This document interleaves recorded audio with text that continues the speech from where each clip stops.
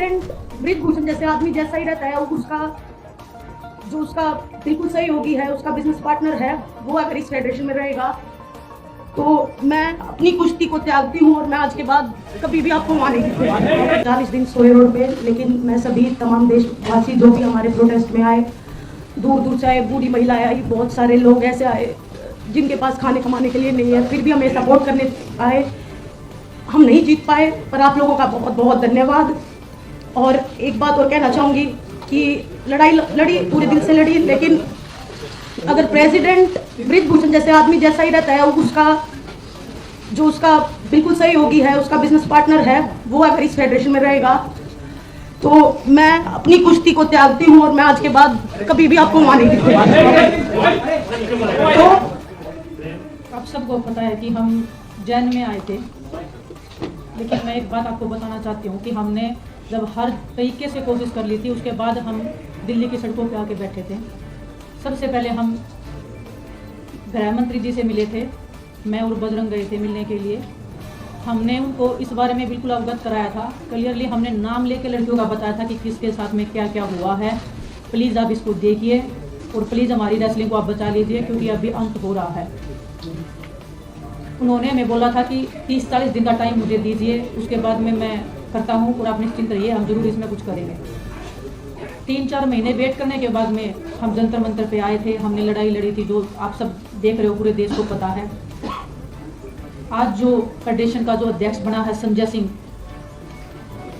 Starting से वो लोग बोल रहे थे कि हम बनेंगे, हमें पता थी, उसकी पावर पता है, उसका पोजीशन पता है, लेकिन दुख होता है कि देश में ऐसे लोगों को स्थान मिल रहा है, पद मिल रहा है।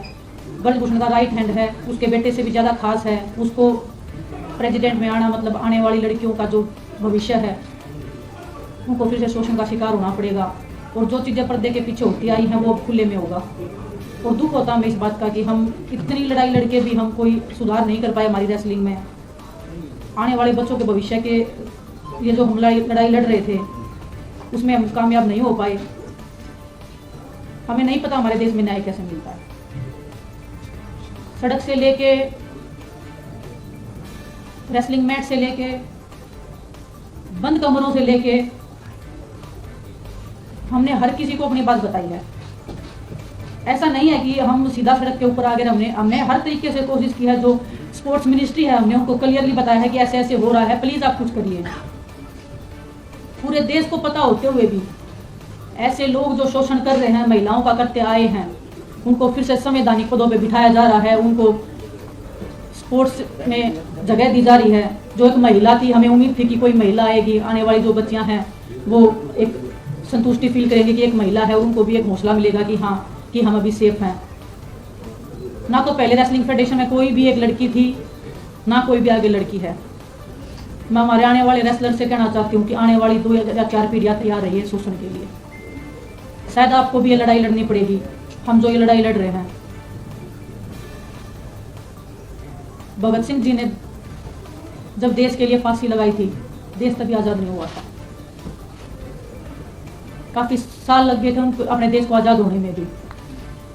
हम उम्मीद बहुत कम है, फिर भी हम उम्मीद कर रहे हैं कि हमें न्याय मिलेगा। लेकिन बड़ी दुख की बात आज हमारे रेसलिंग का जो भविष्य है वो अंधकार में है। हमें नहीं पता कहाँ पे अरदास लगती है, किसके सामने जाके हम अपना दुख बताएं।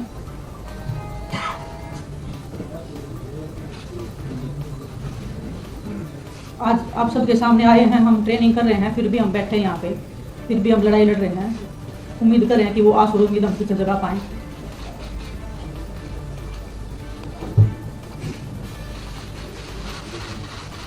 मैं आपको बताऊं, सरकार से ना तो हमारी पहले लड़ाई थी, ना हमारी आज लड़ाई।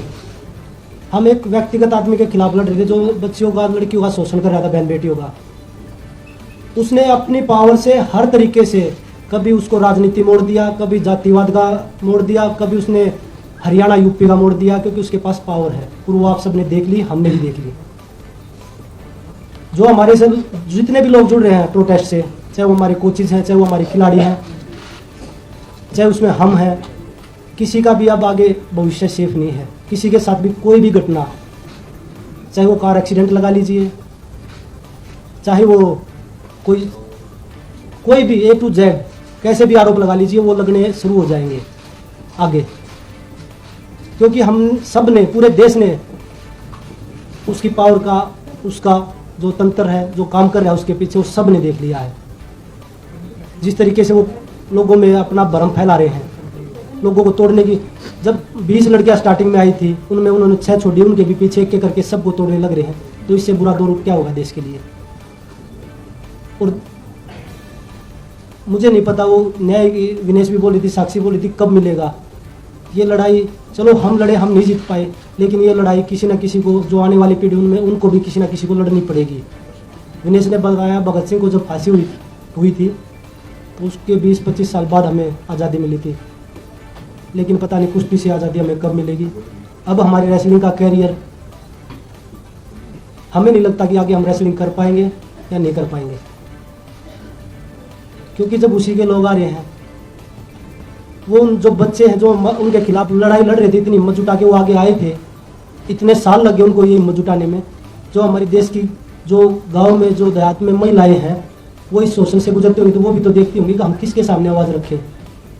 जब हमने पूरे देश के सामने, पूरी सरकार के सामने सारी चीज़ें खोल के रख दी, तो उसके बाद भी न्याय नहीं मिला, तो वो बहन बेटियां किसके सामने रखेंगे अपनी बातें। हमारे देश में मुझे नहीं पता कि राजनीति कैसे होती है, पर आज देख रहे हैं ना, सिर्फ जातिवाद, धर्म और अधर्म, यही होती है। मैं अपनी खुद की बताता हूँ, खिलाड़ी की क्या जाति होती है। हम अखाड़े में बैठ के एक थाली में रोटी खाते हैं, हमें जाति किसी की नहीं पूछते कि आपकी क्या जाति है, आपका क्या धर्म है।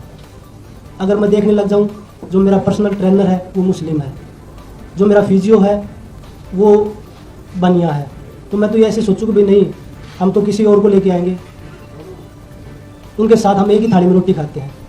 तो वो खिलाड़ियों को बता रहे हैं कि भाई जातिवाद है, ये पॉलिटिक्स कर रहे हैं।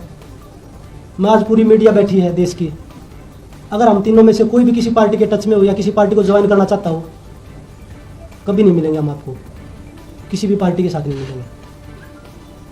हम राजनीति करने नहीं आए, हम अपनी बहन बेटियों की न्याय की लड़ाई लड़ने के लिए आए हैं यहाँ पे।